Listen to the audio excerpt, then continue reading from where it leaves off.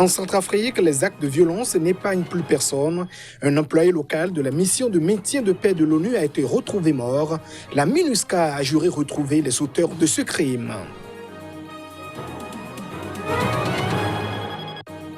La situation des femmes au Soudan reste inchangée. 11 mois après la chute d'Omar el-Béchir, leur statut demeure le même. Elles ont saisi l'occasion de ce 8 mars pour rappeler leur déception.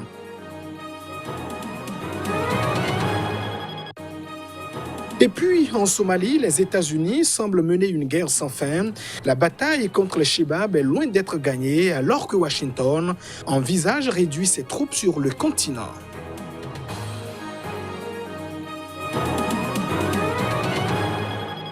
Voilà pour le sommaire de cette édition. Merci de nous préférer pour vous informer. La mission de maintien de la paix de l'ONU en Centrafrique a perdu l'un de ses employés en service à Ndélé. Son corps a été retrouvé criblé de balles. La localité est le théâtre depuis le début de la semaine dernière de nouveaux affrontements entre deux groupes armés. La victime a été tuée à Ndélé, chef-lieu de la préfecture de Bamengi, Bangoran.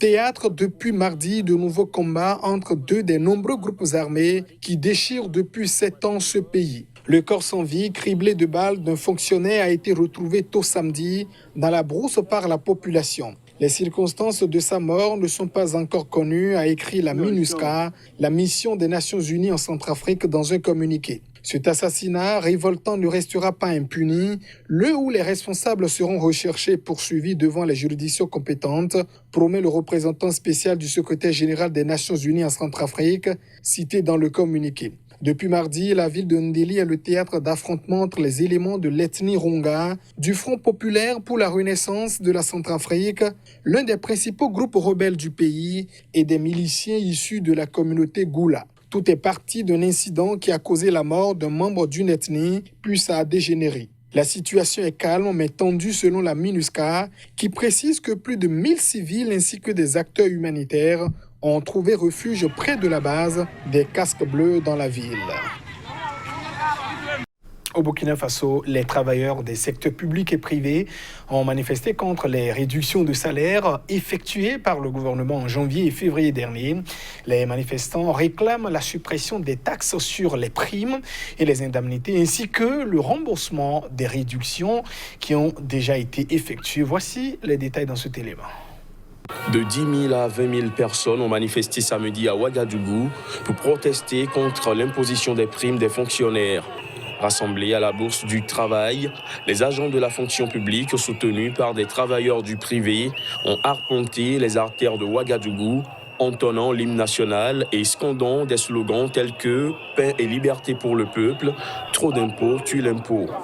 L'ensemble des activités que nous avons prévues, ce sont des messages que nous adressons au gouvernement pour leur dire d'arrêter leur politique antisociale.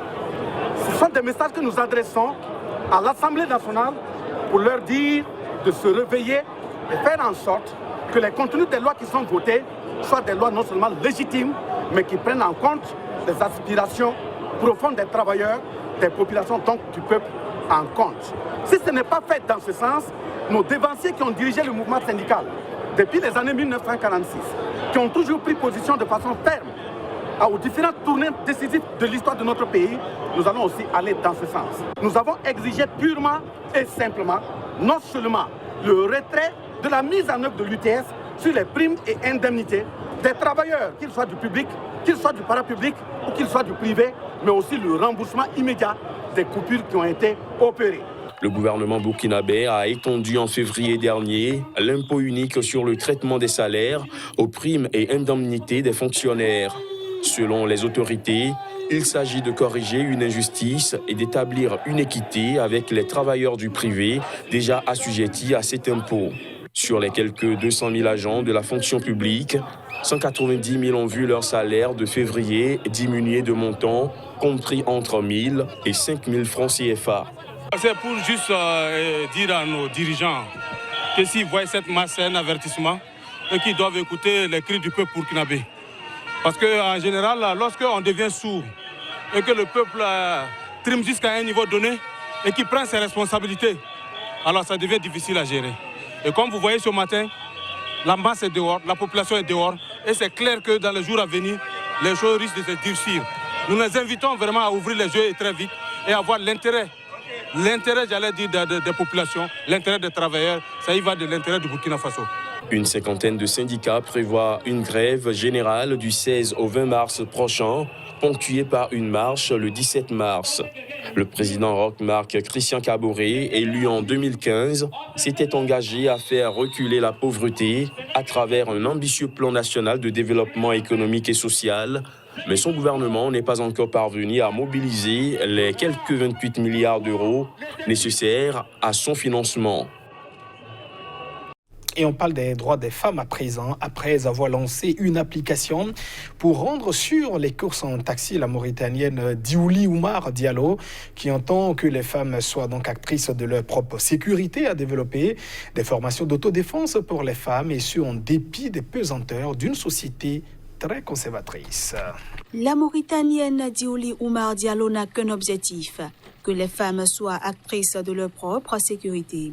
Après avoir lancé Tassi Secure, une application pour rendre sur les courses en taxi à Nouakchott, elle s'est lancée dans un nouveau projet, RIM Self-Défense. L'idée est de dispenser aux femmes et jeunes filles des formations pour faire face à des agresseurs sexuels. Elle se rapproche donc des salles où sont enseignés le karaté, le judo, le kung-fu ou le jujutsu. Mais l'idée que des hommes apprennent les arts martiaux à des femmes passe difficilement dans cette république islamique. L'association se tourne alors vers les rares pratiquantes d'un sport de combat et les forme à transmettre leurs techniques à d'autres femmes. Taxi Secure et Rim Self-Défense, c'est quoi?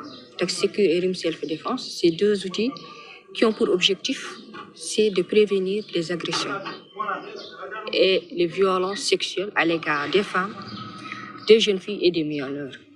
Dans les transports en commun, notamment les taxis, qu'on appelle communément ici à Nouakchott les taxis, dans la rue et en milieu scolaire. Taxi Secure, c'est quoi? C'est une application Android, elle est gratuite. Donc, elle a trois fonctionnalités, si on peut le dire. Une, la vérification du matricule de taxi. Du matricule de taxi avant de prendre le taxi.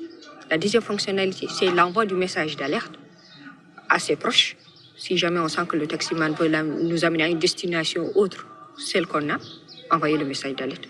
L'autre fonctionnalité, c'est la géolocalisation. Donc, une fois qu'on est connecté à Internet, on envoie le message d'alerte. Si on est connecté, elle permet à la personne qui va recevoir le message de savoir où on se trouve. Un projet de loi sur les violences basées sur le genre, aggravant les peines pour viol et pénalisant le harcèlement sexuel, a été rejeté en 2017 et 2018 par le Parlement. Les députés ont renaclé sur le concept de genre, valeur étrangère à la Mauritanie selon eux, sur le droit de voyager sans autorisation du mari ou sur la faculté des organisations d'aide aux victimes à se constituer partie civile. Et ce 8 mars, c'était la journée internationale de la femme.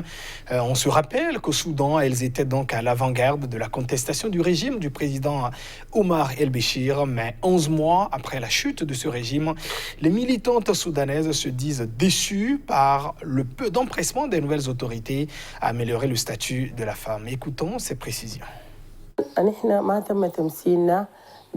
Notre représentation ne dépasse pas les 22% et cette représentation a été obtenue contre le gré des groupes d'opposition féministes.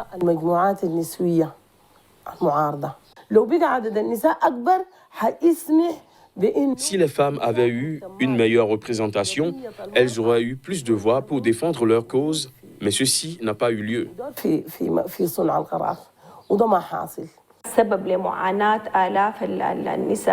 La loi du statut personnel de 1991 est à l'origine de la souffrance de milliers de femmes à travers le Soudan.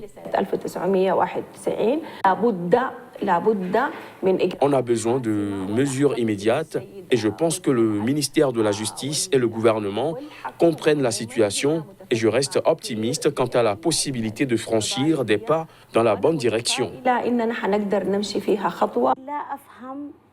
Je suis étonné des voix, dont celle de certaines femmes, qui disent que la question des droits de la femme n'est pas prioritaire et peut attendre. En Somalie, les États-Unis semblent s'enliser dans la guerre contre les islamistes. Les multiples frappes quotidiennes annoncées par le Pentagone ne semblent pas affecter les Chebabs.